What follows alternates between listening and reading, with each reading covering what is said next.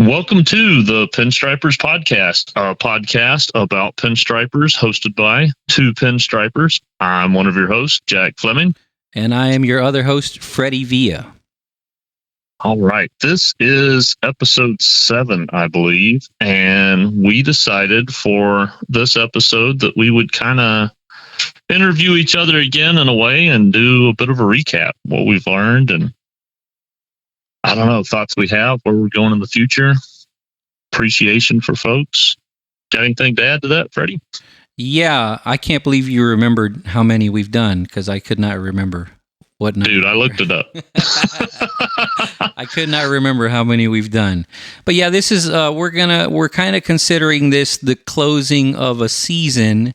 We do not have a number in mind for seasons per se, but these things take up a decent amount of time and energy to hunt the folks down and to get people scheduled. It's kind of harder than you would imagine. I think that's been the hardest part, is really not necessarily finding people that we want to interview or that want to be interviewed, but trying to actually get in touch with them, nail down a time. That's the hardest part. Yeah, to triangulate 3 folks, 3 different lives, 3 different time zones most of the time, right? Yeah, I think so. I think we've only done one that was in my time zone, and I don't think we've done one in my time zone at all yet. No, because you're in basically a different country. Texas. There you go. It's big its enough, own country. It's big enough to be a country. It's got its own power grid, so. Dang, I did not know that. Yeah, fun fact. Well, but yeah, it's been a fun road so far. Thinking back to like the first episode with Craig Judd. It was wonderful to speak to him, and I learned a lot about the California scene. I had no idea there was something called a Fresno style. So it was cool to go back and look those things up and see what folks are considering a particular style like that. And I think that's the only time so far that we've heard a name to a style that's named after like a location, I think, right? Yeah, like a regional style. At least it's to me. And I would love to know, if anybody wants to reach out to us and let us know if there's regional styles in areas. That'd be really cool to find people to interview specifically about those. Yeah, and and we get tidbits of information from folks that send us emails and messages and feedback, and it's been really good, real positive stuff. We've gotten a long list of folks to interview. Like you said, we don't have a shortage of people. Really, the shortage is of time and scheduling. I work nights, Jack works days. Jack has a family, and I have my very important sleep. I don't even know what I work nowadays. Sometimes it's night, sometimes it's early mornings. No, who knows? Yeah, but it's just hard. It's hard to get folks lined up. But when we do, it's a lot of fun to talk to these people and learn about their journey. Yeah. I mean, since we've mentioned it, big shout out to anybody who has contacted us, given us names of people, suggestions of people. Like Freddie said, the list is long at this moment. I've even had 1 or 2 people reach out and say that they'd like to be interviewed. So we've got that. And then everyone that we've interviewed so far has also given us names, and big thank you to those who have actually sent us lists with contact information and everything, making the job a little easier on us. It's pretty cool. Yeah, and it's and this is so sporadic that we actually haven't even spoken about who we're going to do next. So it's and even if we choose somebody, it's not to say that they're even available the same times we are. So it's so hard to even say who's going to be the next person. Yeah, kind of a quick thought on that, and I don't know if you want to add to it or whatnot, but my thinking, and just kind of put it out there for people so they know, as far as us like choosing people, so far we've tried to find people that I guess in our minds are kind of legendary. They're well known, well established. We've tried to geographically kind of split it up so they're not all in one area, trying to hit people in different areas. We tried to break it up this last time. We got Cassie on here so that it wasn't just a guy show. I hope that in the future we can kind of keep a good cadence, I guess, of, older people, younger people, boys, girls. And we've talked about trying to reach out and abroad, I guess, go international with some of our interviews and catch people from other countries. So kind of excited about that. I know the big challenge with that might end up being language more than time, but we'll see. Well, we can get Rosetta Stone. We can try our best, Yeah, somebody wants to pay for us to have Rosetta Stone and us to learn a language, then that might be how that has to work. And since you brought up the topic, Jack, of money, just wanted to let folks know this stuff, what we've done, it does kind of cost us a little bit of something out of our pocket. And it's not a tremendous amount, so it's not like a huge deal, but we are in the mindset of hopefully maybe one day picking up some sponsorship. Yeah. So at the moment, I think it costs us, roughly $20 a month to be online, to put these out online. Right. The initial investment for me and Jack was about $300 worth of equipment. And, clearly we're using our time to do this, and it's never been for money. This is so that we can be a part, maybe be ingrained a little bit deeper into the world of pinstriping and kind of help it grow and help get the stories out of the folks that truly should have their stories heard. The folks that have helped pave the way. We feel like it's very important for them to have their stories heard and hopefully use this like I said, like a historical document. But yeah. we're looking at, seeing if there's methods, we're bouncing around ideas of methods, maybe some ways that we can gain some sponsorship. And Jack had some ideas. I know that. Yeah, our kind of biggest idea, and I really like it, is having it open it up to where somebody can sponsor an episode. That also kind of giving an opportunity for people to hear from a lot of different folks out there that are maybe making brushes or videos or magazines or paint or whatever.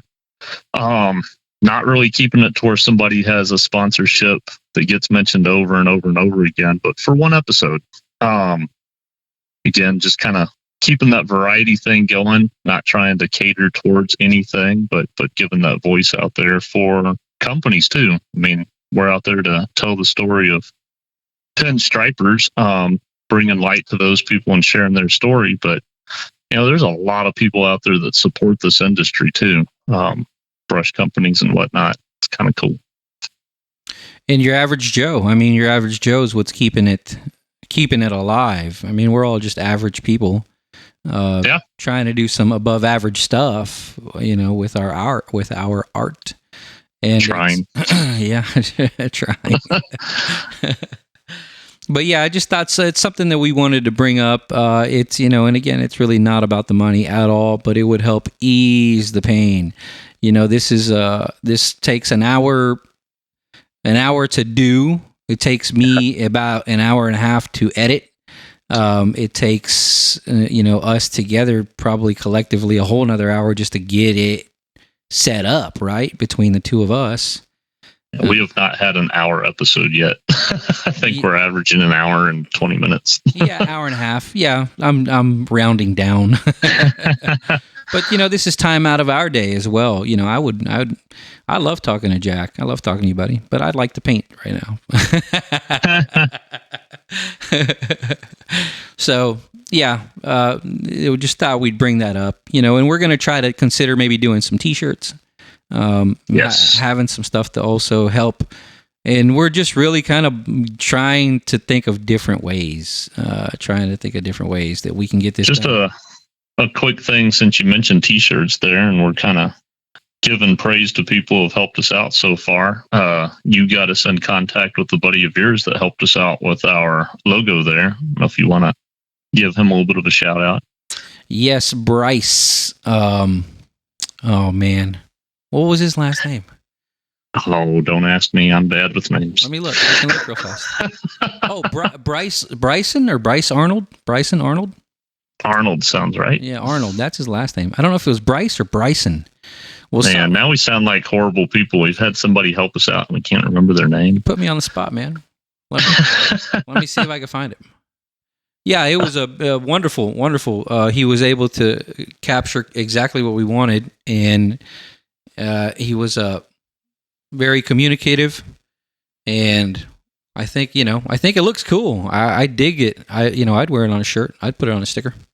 Yeah, we've talked about we've got it in a digital format. It could become a shirt or who knows what.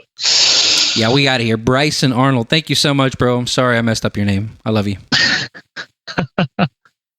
Yeah, we've had that. We've had, some people, like we said before, that have really given us good list of names and contacts. And we've had people who have given us suggestions on things we need to ask, or critiques, I guess, on time and other stuff like that. And we're definitely open for that. And we want to make this better. Are there any things that you can think of that you're hoping we move forward with in the future to make the show better, Freddie?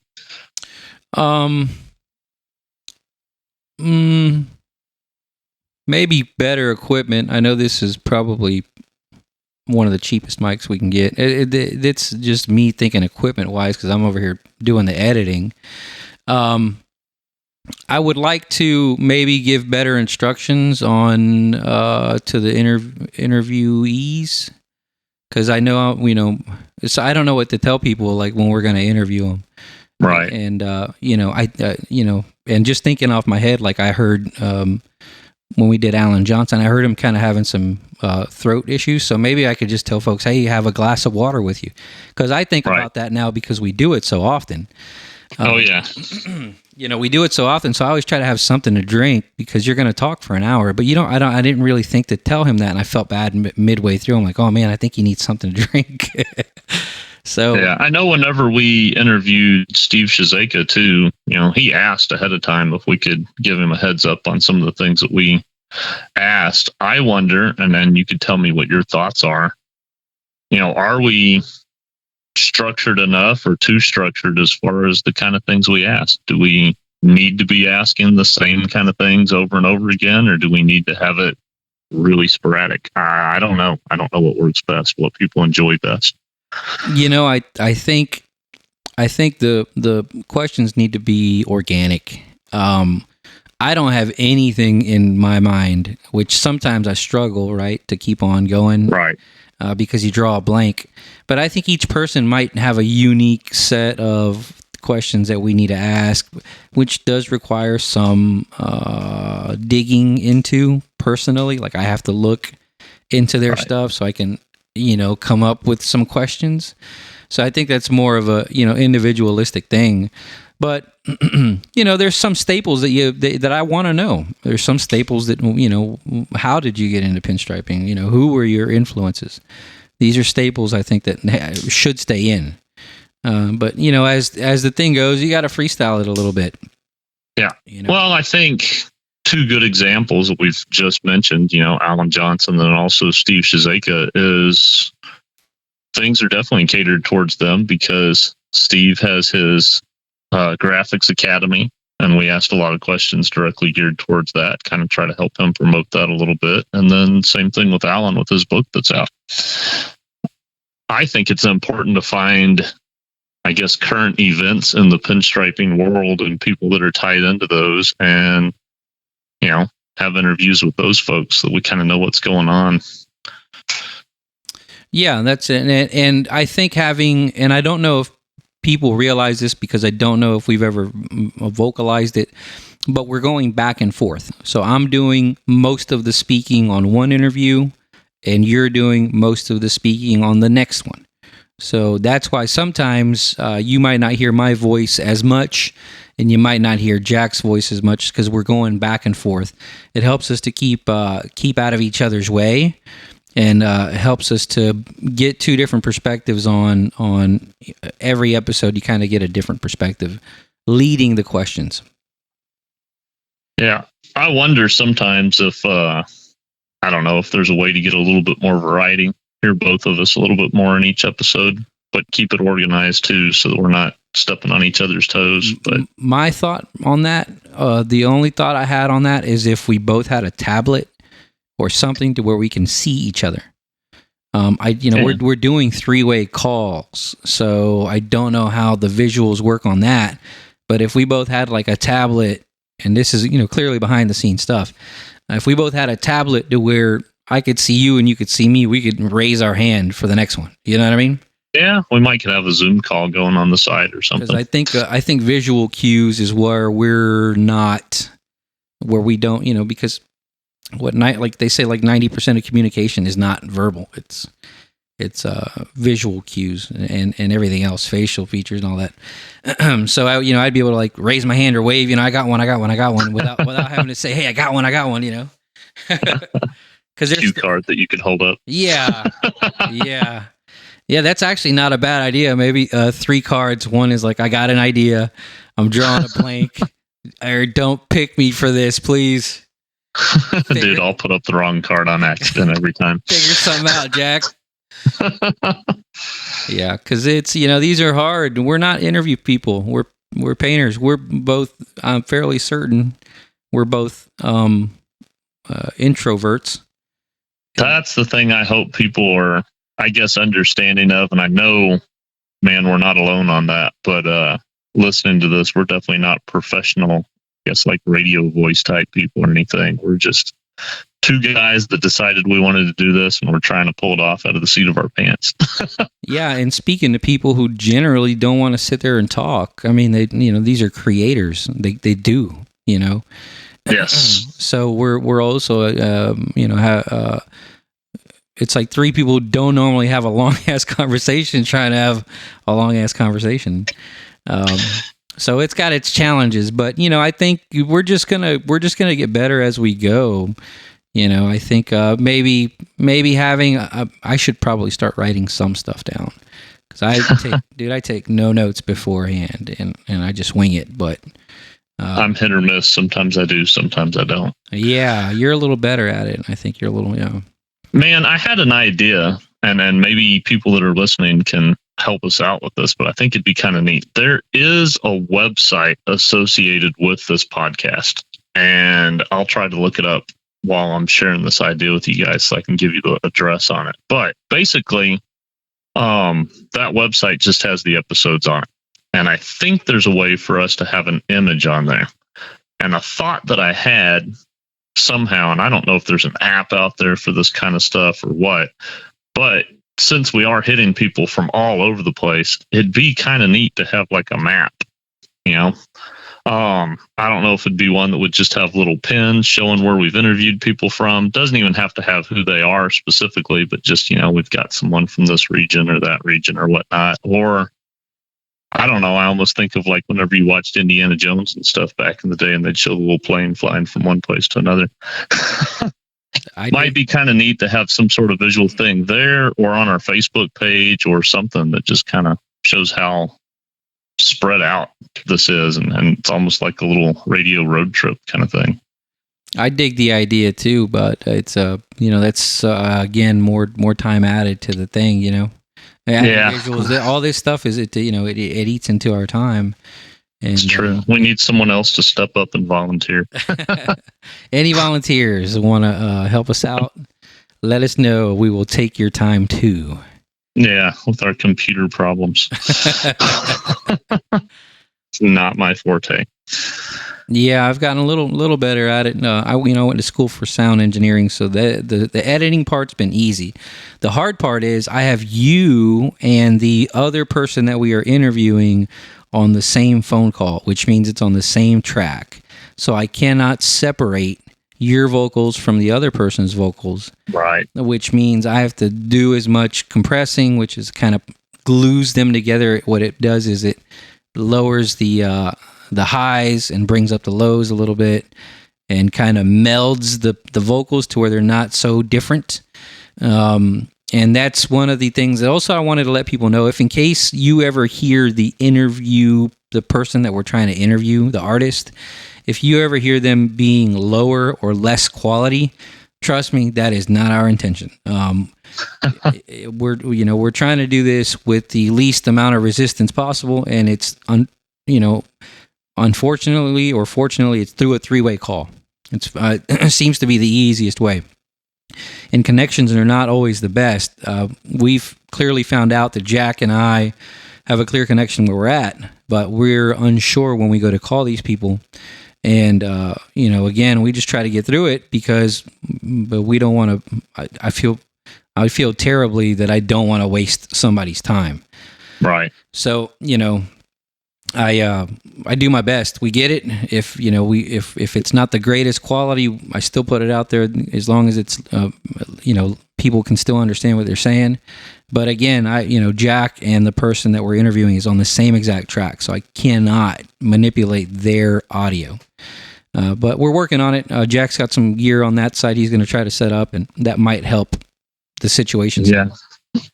Oh, it's going to do the same thing that it does. I guess with yours, though, you and the other person will be on one compressed deal. Yes, but I think the idea in my mind, if I'm getting not a very good connection on my end through them, maybe you are. Plus, we'll double up on the tracking in case my computer craps out, because there's been times where it just stopped recording.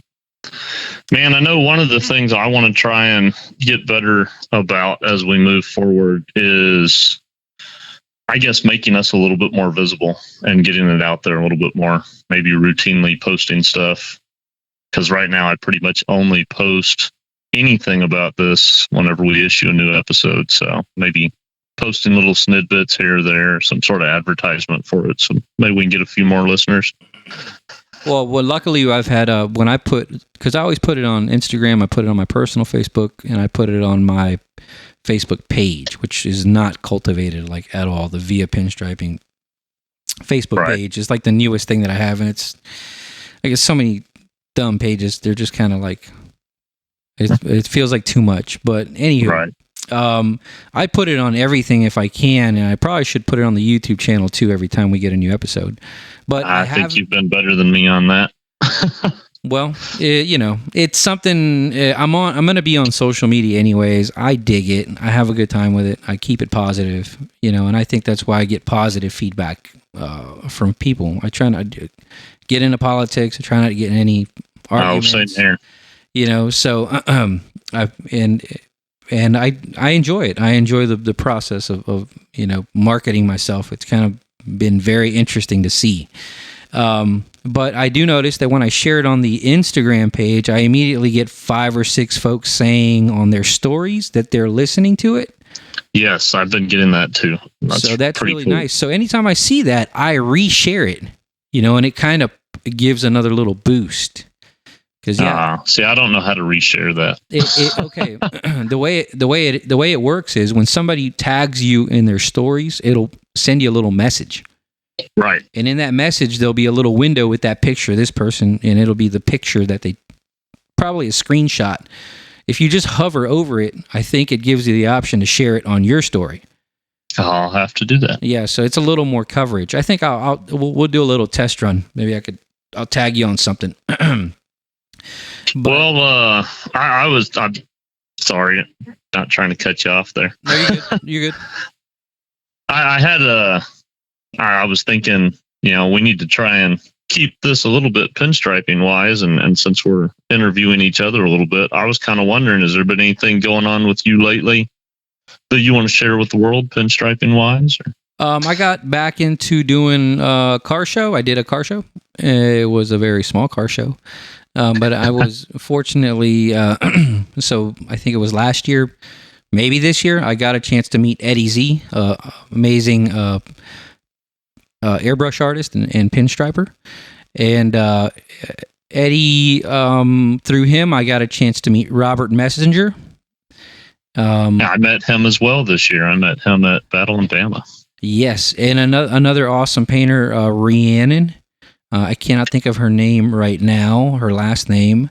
And I got a chance to meet, I think her name is Crystal Ball. So I got to meet some folks through just going to see Eddie, because Eddie's like, hey, come over, check this thing out. He had sent me the message, and we formed a friendship pretty quickly. And then just recently, about a couple weeks ago, Robert Messenger said he was going to be doing a small car show in St. Pete at an art village or something like that. So I was able to get back out there and kind of just get in front of people again. It's been a while. I took a hiatus because I felt like I didn't much, the fast pace to doing that stuff. I'm not real good at moving fast, but I think I've learned over time to be honest with folks and myself as to what I'm comfortable with doing out in the elements. Right. So if it's too much, I'm going to be honest with people, because before I'd be like, yeah, and then worry my ass off the entire time I'm doing it. I tell people a lot of times, man, that'd be something better to do in a shop or back at my space or something, rather than doing out here in the elements, wind, heat, whatever. Yes. So now I'm a little more honest. I feel a little more confident. I feel like my designs are more coming out quicker, coming out with less issue. I'm understanding my flow a little better. So I feel like it's time to get back out there a little bit. And I've been working with somebody here in town. Cameron's got some Volkswagens. He's been giving me a lot of steady work. I did this really cool Harley Davidson that looked like a Jack Daniels bottle. And I saw that. Yeah, that was my first experience with the Ceril paper. So I remember you giving me some instruction with the Ceril paper, which worked out great. The dude was very happy. To get them little teeny tiny circles, they kind of had to be constructed in pieces. There's no way I could make those loops all at once. It's kind of like those lettering skills. Exactly. It was like, creating a very small zero or a small O, because them things were smaller than a dime, some of them little loops, So that was a really fun experience, and it kind of, again, gave me some more confidence in my abilities to control the brush and the paint. About halfway through, the guy was like, "Oh, I got chills. It's looking so good." And I was like, "Heck yeah, that's cool. That's way cool." Yeah, I made a good little chunk of change in a day. I got it done in a day, and then he took it off to go get it finished. I haven't seen it yet, but it was a good confidence boost again, and just trying to make my way back out into the world. I've been in my own space for long enough, and I think I've cultivated my skills enough to where I can slowly make my way back out. And that's about it. I got a new YouTube video out. If anybody wants to watch it, it's on reducing paint and how hard it is for me to explain how to reduce paint. I thought it was funny that you posted that right at the same time that there was a bunch of discussion about that on one of the Facebook groups, and I tried to chime in on it.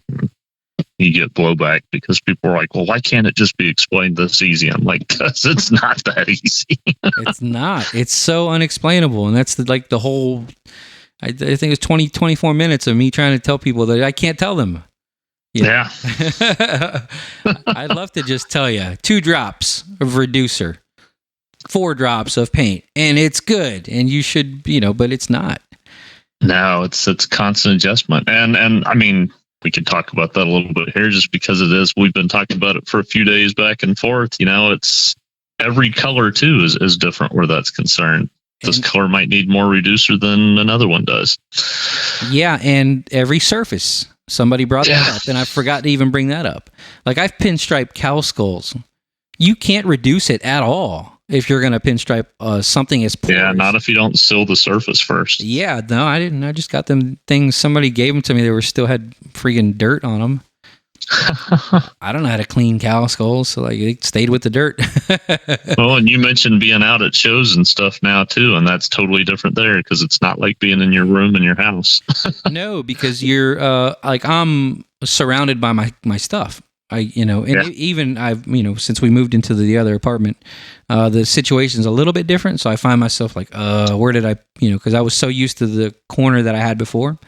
So now I have my own room, and it's actually almost too much space. If that sounds, because it's not, I was so set up before that for me to reach things, it's even a little different, which leads me to when you go out, if you're not used to setting up, man, my box ends up everywhere. I'm like one of them kids that throws their clothes like all over the, when they get home, they like take off their shoes and just leave them anywhere. That's how I feel when I go to set up at shows, because I'm so not used to putting my stuff in any particular spot. And, I bought a rolling box, I guess a year and a half ago. And that was one of the best investments I had. And I'm always working on that same thing. Even if I'm going to someone's shop, I got the same rolly box.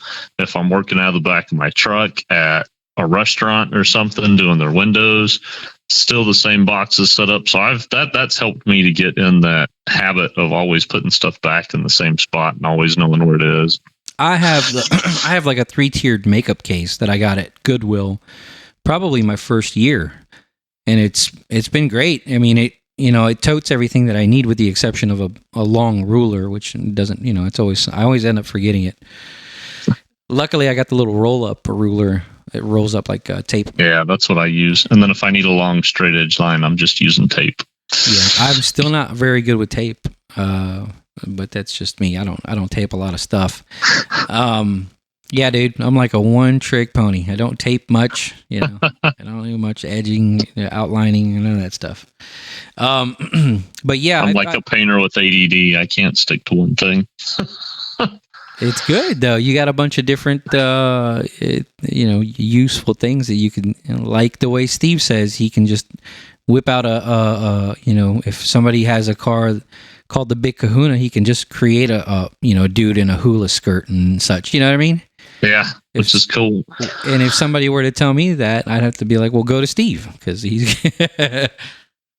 I don't remember when we interviewed him if it had happened yet, but kind of a cool piece of news, I guess, for people out there is the show, the Pinstripers show, American Stripes, that was at the Butler, is now at the KKOA Museum in, was it Salina, Kansas, I think? Yes. I know him and East Coast Artie went and set that up. So Custom Kemps of America, I think is what it's called. That is it. And I'm unsure kind of what it is. It's a museum for customs, the whole genre of cars customs from back in the day. Yeah. I want to go up there and check it out. I have not heard any word about them doing any kind of gathering or anything like we did in Ohio, but I think from what it looked like, it might be in between cars. So sort of separated and laid out in between cars. Yeah, it looks spread out. So I'm unsure. I'm unsure if it's how should I say this? I'm unsure if anybody was to go there, if it would be just for that. They would go probably look at the cars and just happen to notice the pinstriping. Right. My opinion. I do not know. But I'd be interested in seeing both. So yeah, for sure. Yeah, absolutely. But that's where the stuff ended up. I think you can go there and look at it now. I'm unsure. Yes, yeah, and I know it's got potential to go a couple other places. So, but no, that's pretty exciting that's there. I just thought I'd mention, because I know that's something in the striping world that's going on. Yeah, and there's talk of doing it at the Peterson. I think. Yeah, there's been a few places. So, but that's pretty much it for me. What's been going on with you? Anything new? Man, since we started this, it kind of started around the same time that I started doing this season of car shows. I've got one more car show before I take a break during the hottest part of the summer. That's tomorrow. One more car show tomorrow. Man, the last show that I was at was so hot. I got heat rash one day while I was lettering the Ford and V8 on the tailgate of a I think it was a 38 Ford pickup in the sun, black pickup, sun beating off of it, me in full sun. So, yeah, I take a break during the hottest part of the year around here. I guess if I had an opportunity to travel way up north, maybe I'd do that. But that's what's been going on here is just show after show after show. And I guess in that, it's been kind of neat because at a couple of the bigger shows, I mentioned the Battle in Bama. I've had people come up to me, I think at a Pate Swap Meet. I went and did that one. That one's here in Texas. And I've had people who kind of made a trip out of their way to come say, hey, after listening to our podcast. And I thought that was really, really cool. Yeah, that's always a really nice feeling when you see somebody come up and say hi to you. Yeah, I'll make a mention real quick. There's a guy, John Foster, and he said that he had recently moved to Florida and he had gone to go do a job somewhere else. And he noticed that I was going to be at that while he was passing through, and he had seen or listened to the podcast and thought he'd go a little bit out of his way and make a stop and say, hey, and I thought that was really cool. Yeah, it's really heartwarming, right? To have folks like come out like that. It is. It makes me feel like what we're doing is not just a waste of time. No.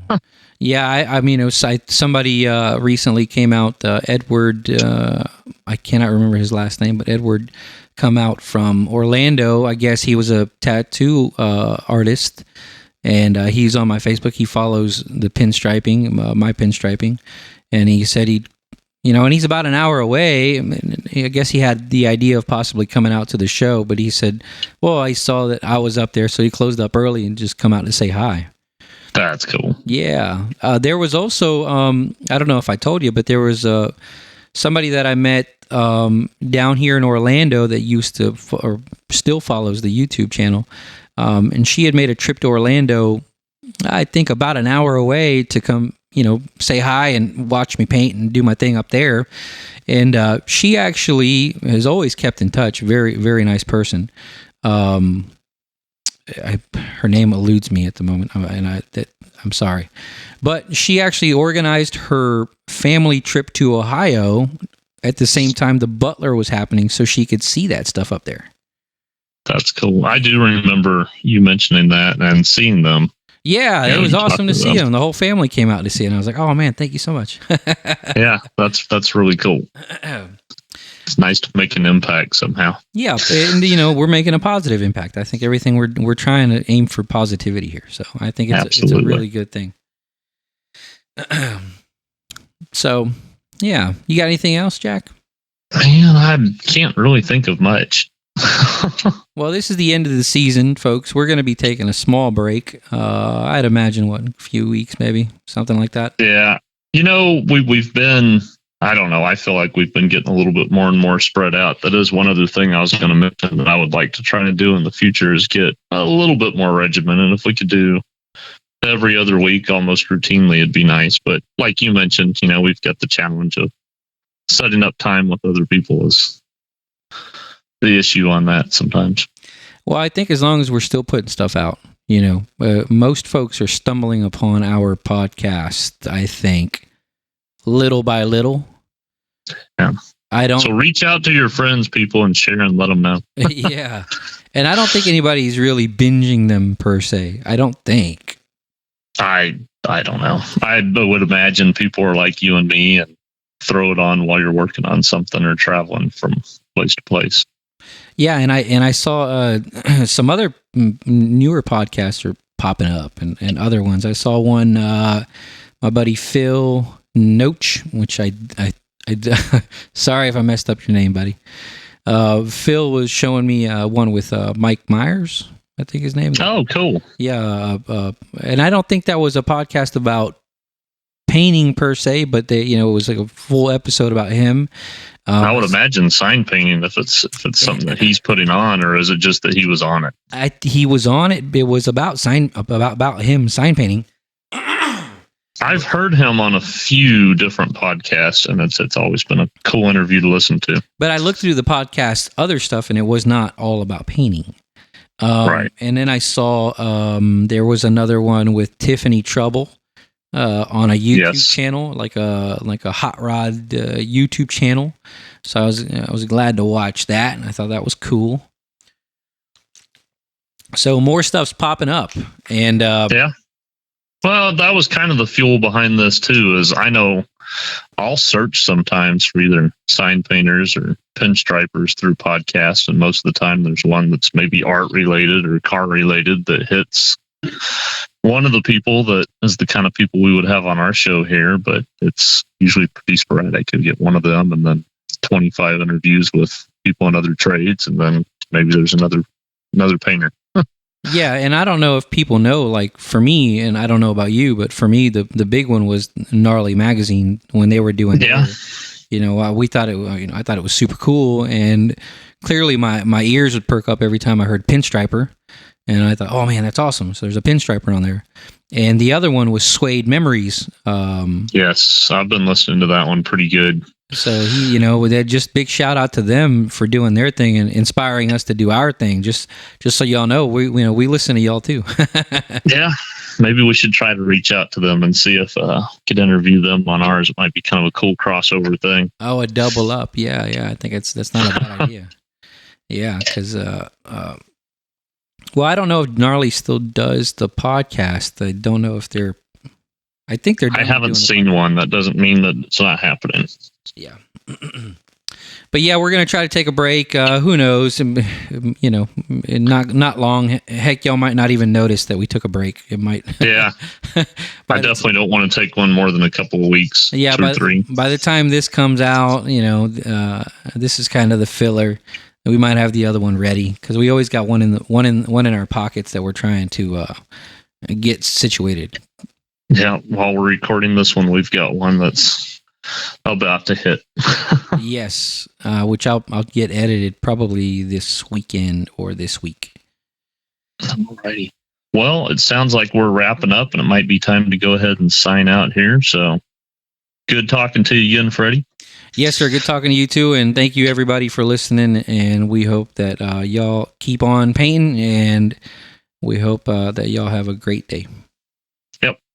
And just, I guess, as we're heading out here real quick, if you need to get in touch with us, we do have the email set up. It's pinstripers.podcast@gmail.com. And then there's also Pinstripers podcast page on Facebook. And I believe our website, and I'll look it up super fast here, is pinstriperspodcast.buzzsprout.com. And with that, we'll talk to y'all later. Hope to hear from you. Have a good day. Bye-bye.